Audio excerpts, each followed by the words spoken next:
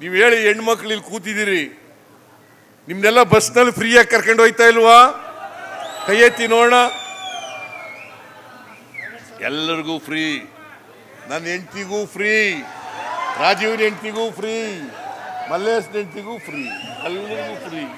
ಮದುವೆ ಆಗಿಲ್ವ? ಅವ್ರ ತಾಯಿ, ಅವ್ರ ಸಿಸ್ಟರ್ಸು ಎಲ್ಲರಿಗೂ ಫ್ರೀ. ಎಲ್ಲರಿಗೂ ಫ್ರೀ. ಬಿಜೆಪಿ ಅವ್ರಿಗೂ ಫ್ರೀ.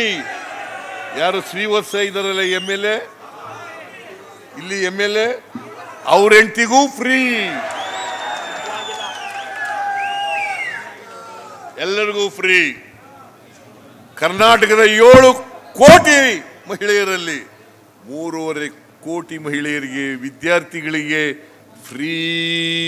ಫ್ರೀಯಾಗಿ ಬಸ್ ಪ್ರಯಾಣ ಮಾಡಬಹುದು. ಆ ದುಡ್ಡೆಲ್ಲ ನಿಮ್ಗೆ ಉಳಿತಾಯ ಆಗುತ್ತಾ ಇಲ್ಲ? ಆ ದುಡ್ಡೇ ಉಳಿತಾಯ ಆಗಿ ಬೇರೆ ಬಾಬುಗಳಿಗೆಲ್ಲ ಖರ್ಚು ಮಾಡಬಹುದಲ್ವಾ? ಬಿಜೆಪಿಯವರು ಯಾವೆಲ್ಲರೂ ಮಾಡಿದ್ರ? ನರೇಂದ್ರ ಮೋದಿ ಅವರು ಮಾಡಿದ್ರ? ಮಾಡಿರಲಿಲ್ಲ.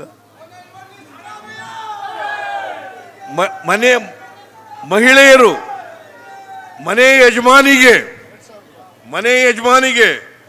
1,17,00,000 ಮಹಿಳೆಯರಿಗೆ, 1,17,00,000 ಮಹಿಳೆಯರ ಯಜಮಾನಿಯರಿಗೆ ತಿಂಗಳಿಗೆ 2,000 ರೂಪಾಯಿ. ತಿಂಗಳಿಗೆ 2,000 ರೂಪಾಯಿ. 1,20,00,000 ಕುಟುಂಬಗಳಿಗೆ ಇವತ್ತು ನಮ್ಮ ಎಲ್ಲ ಗ್ಯಾರಂಟಿ ಯೋಜನೆಗಳು ಕೂಡ ಸಿಗ್ತಾ ಇದ್ದಾವೆ. ಅನ್ನಭಾಗ್ಯ ಮಾಡಿದವರು ಯಾರು?